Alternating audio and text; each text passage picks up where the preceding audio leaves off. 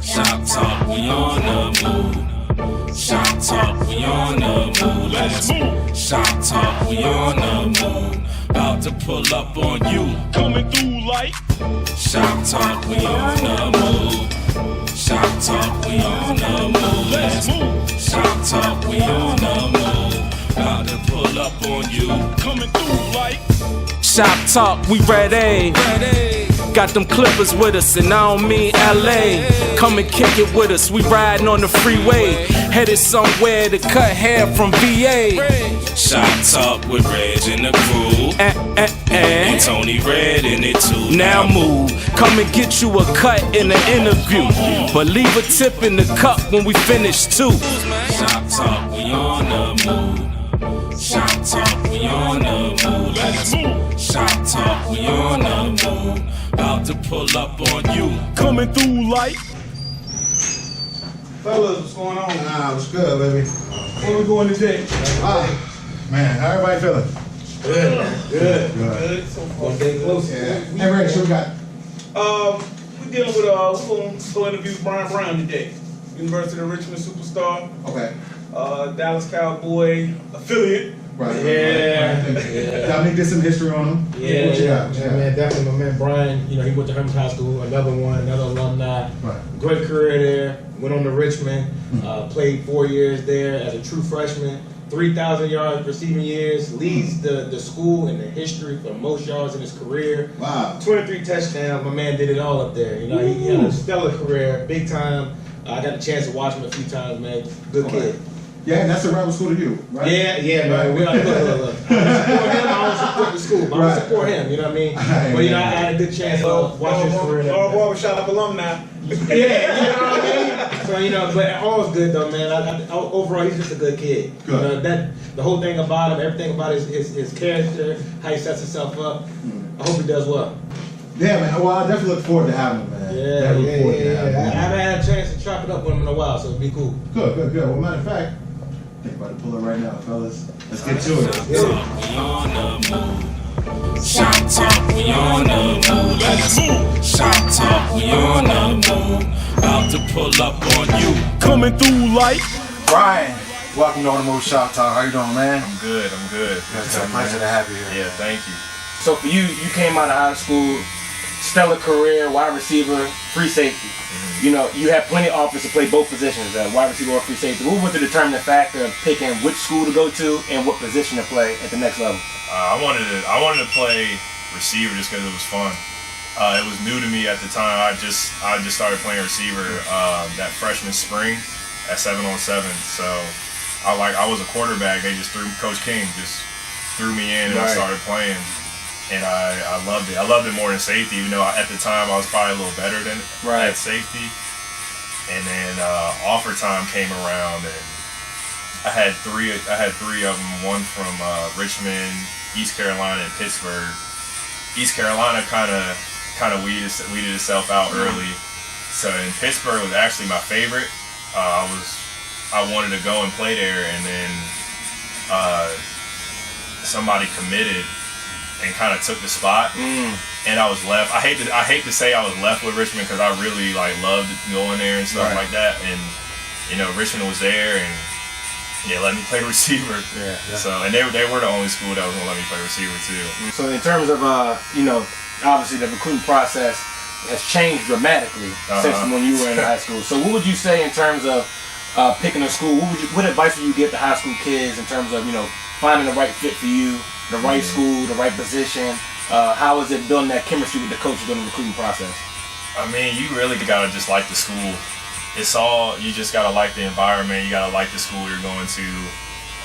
If you go on an official visit, you gotta like the teammates. You gotta like it outside of football, because even though football will take a majority of your time, it's still that time where you're not gonna be doing it. And you're gonna be a student, even if it's for like a week or something like that. Right. So I say you just gotta like the school initially without football, because coaches kind of come and go. And as a high school athlete, I didn't know that. I had some older guys tell me that, but I didn't really know what that meant. I didn't know how that would impact a program or something like that. So I say you just gotta like the environment. Coaches come and go. but the school is always going to be there. It's always going to be that same kind of person at a school. No, did they ever ask you, and this is me looking back at it, right? Hindsight is always 20/20. But going into college, did you even look into their majors and something that you relate to? Like, hey, I know I want to major in so-and-so. Did they offer that at the school? Did you take that into play? I didn't, but I wish I did. I was thinking about that on the way here. I did not. I was Coach Rocco, the head coach. He came over to my dad's house in like January with like a brochure and all this thing, kind of the school brochure, incoming students. But even then, I didn't really look at it because I was interested in history. So I thought, I was going to do that and kind of see where that would take me. So for you, you had a great career in Richmond. We're talking about the most yards receiving in school history, 3,000 yard receiving years. What would you say your biggest accomplishment or something that you accomplished, but also something you didn't accomplish that you wish you would have while you were at Richmond? As far as on the field? Yeah. What could be either one?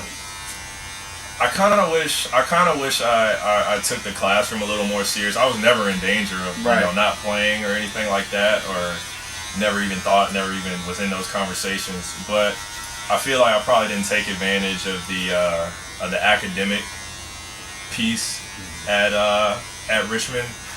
But I mean, it all kind of worked out. It's all about networking and stuff like that. Who you know is a big part of it.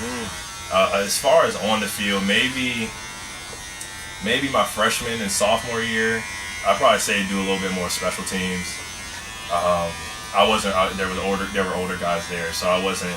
I didn't come in playing a whole bunch. I had to kind of get in where I fit in on smaller roles. Right. And I did my job. I did what I could, but at the end of the day, it's special teams. Well, I mean, you had 3 1,000-yard seasons, so you obviously got some playing time early. Maybe not as a true freshman, but you obviously worked your way in there. How was it building that trust with your coaches and letting them know that, hey, y'all can depend on me even as a young guy, building your way all the way through your senior year? I mean, it goes back to who I'm around. Like, though, it was fun. It's like spring ball, all that. It was just fun. And I had 3 different offensive coordinators. So I mean, I like the game so much that when it kind of presents a different perspective or something like that, I don't take it as a challenge. I look at it as something that's really, really interesting, because I played in sophomore year was a run pass option offense, and I was a slot guy, so I was catching the short ones, doing what I could with it. My junior year was pro style, deep balls, all the fancy stuff, and my senior year was kind of a mix of both. So right. Now you mentioned that for you were having fun throughout the process. Were y'all having winning records throughout those years? My sophomore year, we were, before the last month of the season, we were 2-6, and I'm coming from Hermitage. I haven't experienced anything like that in like 4 or 5 years. Right. So that was it wasn't a hard pill to swallow, just because I was young and I knew that this was already kind of predetermined with the players, and it had to run its course. But no, it was fun. We were winning playoff runs, all that kind of stuff. People, I'm seeing people I look up to go to the NFL. So that was fun. Definitely. So, I mean, obviously we know that you had your chances. You had an opportunity to go out there and play for Dallas, playing on the practice squad. How was that transition for you in terms of the adjustment, the biggest adjustment you had to make? The biggest adjustment was kind of going back to the low man on the roster. As far it was tougher when I got to Dallas, just because it was a lot more going on. It was a lot more than football. It was money, politics, marketing, all that kind of stuff. That was kind of the toughest part. And playing on that FCS level, like really, really playing, and then coming into doing only scout team reps. Right. That was probably the toughest part. And I mean, obviously, you know, your career, you had big time numbers. You know what I mean? So you had to come in there with playing with the likes of guys like Dez Bryant. Yeah. You know, with any of that kind of intimidating for you, you came there just accepting that challenge off the bat. Nah, I came in thinking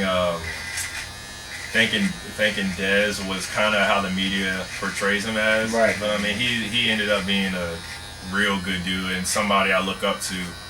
Again, as far as competing, you know, on that level, I was just trying to just learn what I can and just do what I can. Right. So I mean, I learned a lot with this little time I was there, though. Right. So I think a lot of people think that, you know, based off your college career, you can have all these numbers and it's just going to be a given. Yeah. Like, you're going to get drafted, Yeah. you're going to make it. Everybody just think you're going to get it, but they don't understand how hard it is just to succeed at any college level. Oh, Right. Let alone make it to the next level and be successful also. Let alone get a shot Yeah. to show Exactly. what you got at the next level. Exactly. You're sitting there talking, and I'm thinking, like, that's in college. You know, you have 4 years, so you have your upperclassmen, they're going to graduate. Yeah. You hope, you know, or the eligibility is going to run out.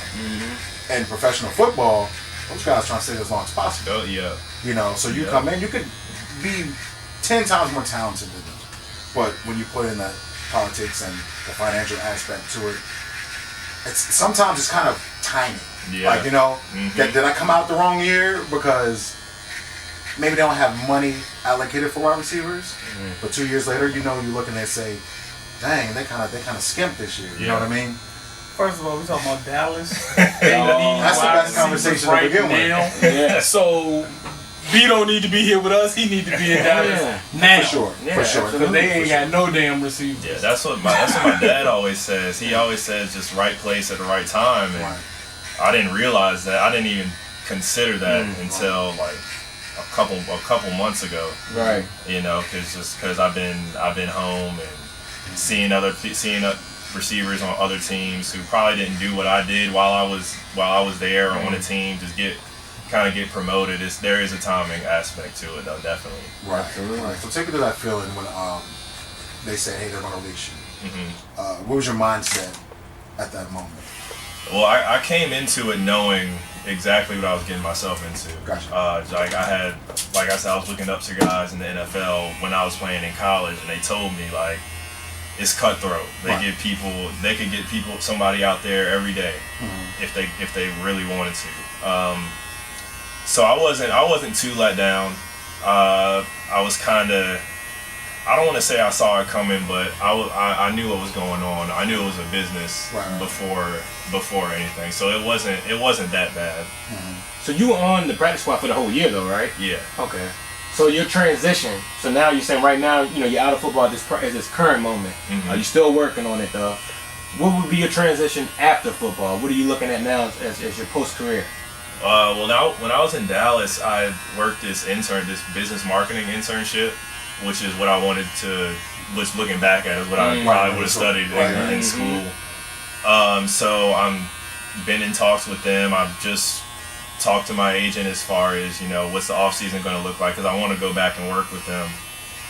So I'm gonna do that. That was about a 2-3 month process. And you completed that as you were playing at Dallas, right? No, that was during the off season. Okay, I got you. Yeah. So we kind of just signed up for it through the NFLPA. I actually highly recommend it because it's a lot more things you can do other than marketing. Special plug for NFLPA too. Oh, yeah. Yeah, no doubt.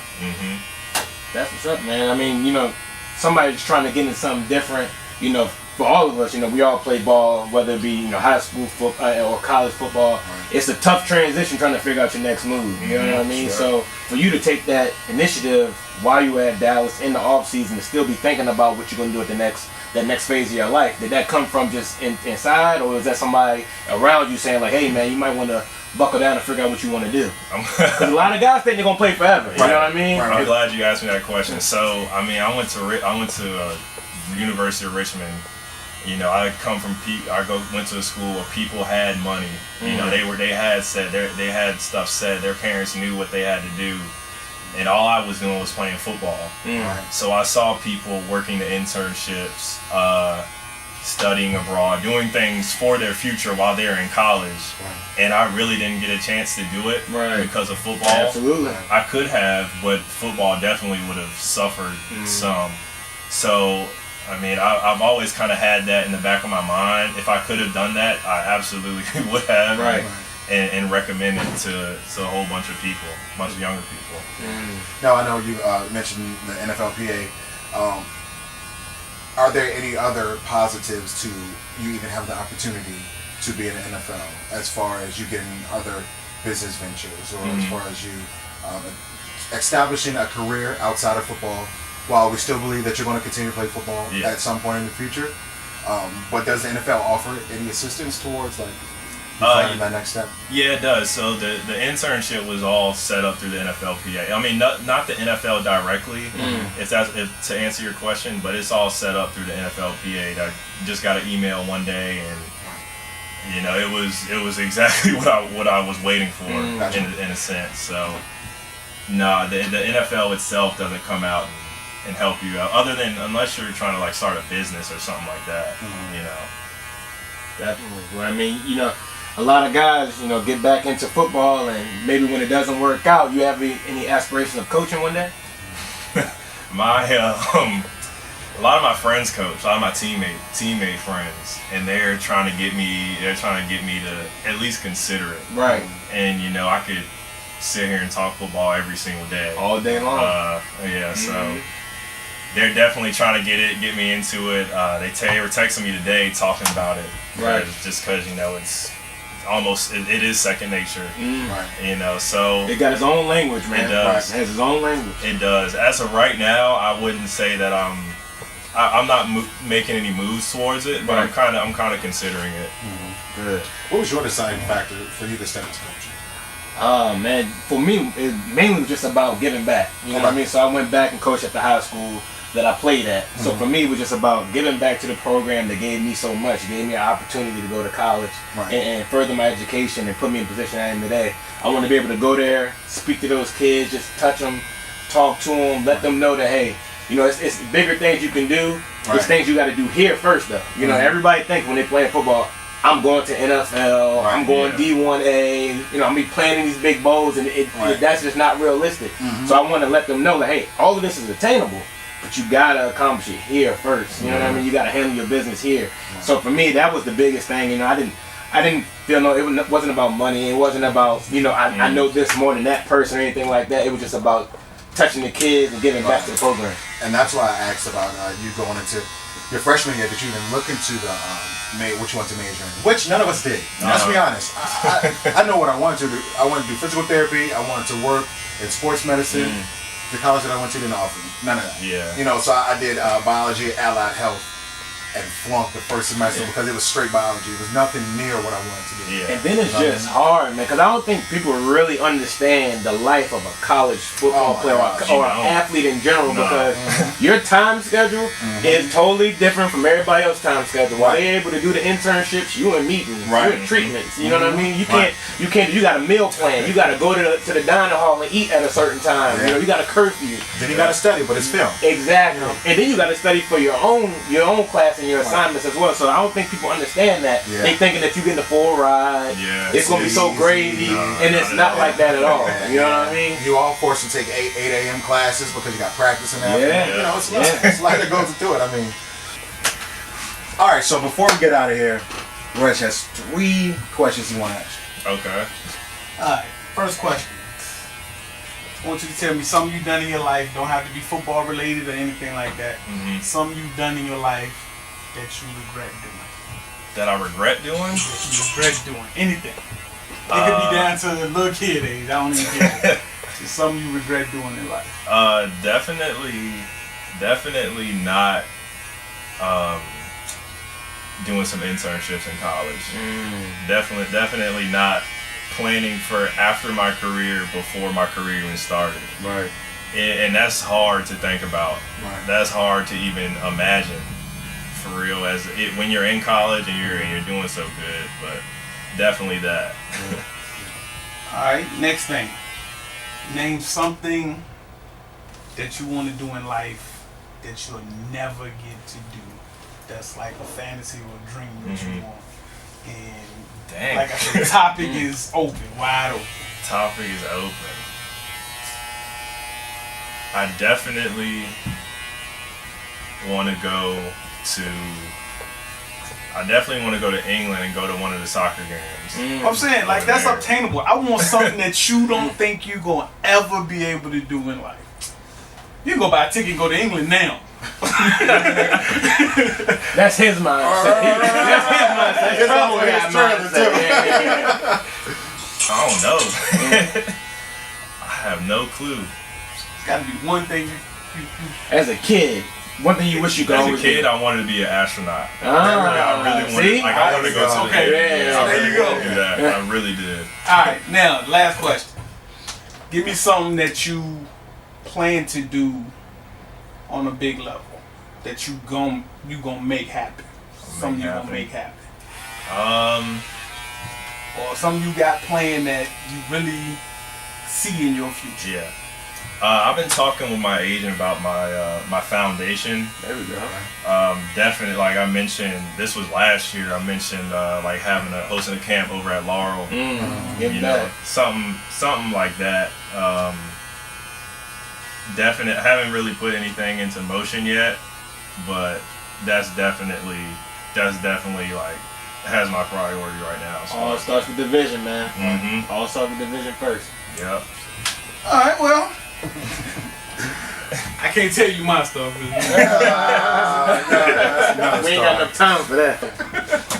All right, Brian, man, I appreciate it. It's been an amazing interview. Thank you for taking the time out to meet with us. This has been Shop Talk on the Move. We'll catch you next time. Peace. Shop Talk, we on the move. About to pull up on you. Coming through like Shop Talk, we ready. Got them clippers with us, and I don't mean LA. Come and kick it with us, we riding on the freeway. Headed somewhere to cut hair from VA. Talk with Reggie. Oh, man, you done took me back. Don't pull that. I took it, man. Y'all ready to go play some ball? Nah. I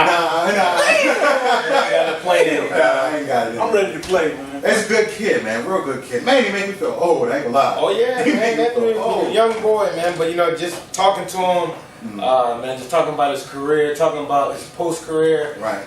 He's really trying to set himself up. You know what I mean? Talking about trying to get into the business administration role, which helped him out through the NFLPA. So you know that gives us some insight on some things we just didn't know about it going on behind the scenes. And I'm proud of him, man. Just, you know, he came out of high school way after me, but I'm really proud of him to see, you know, as far as he's come, his accolades from high school to college to get the opportunity to play professional. Oh yeah, and people think it comes easy, but it doesn't. Right. Hey right. Reg, you know, you've been seeing Brian come through here for a couple years. You know I've what been I mean? seeing So- Brian since he was in Little League. Exactly. Let me ask you this, man, because you've been here for a while, Right. and you get the opportunity to see a lot of people grow and just grow, and as they go from season to season to season.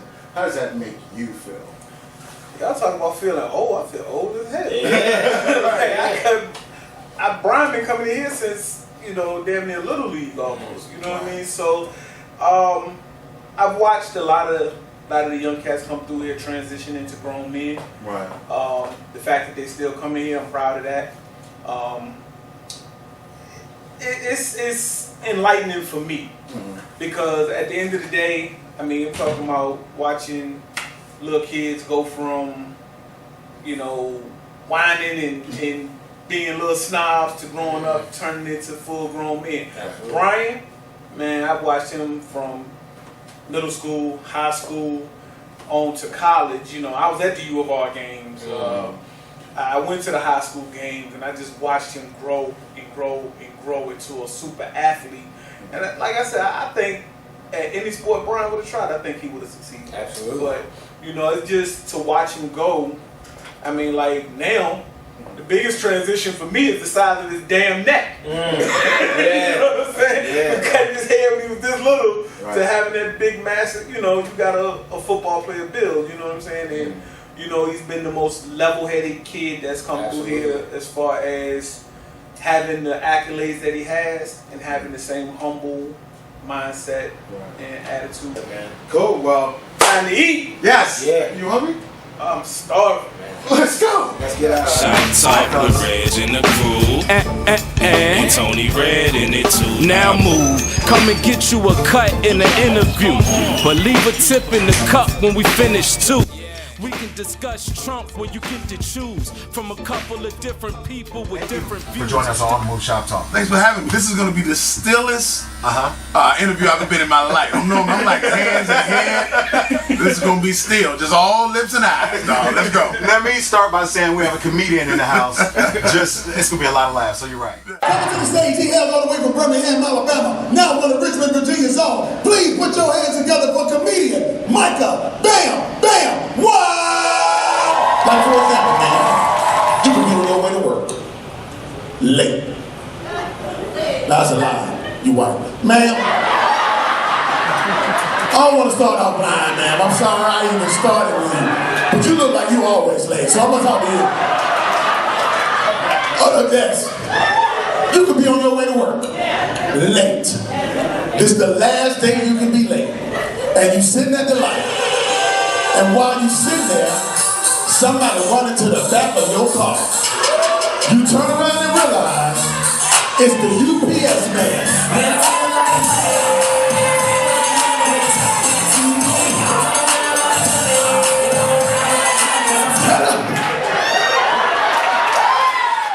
Shop talk, we on the move. Shop talk, we on the move. Let's move. Shop talk, we on the move. About to pull up on you. Coming through like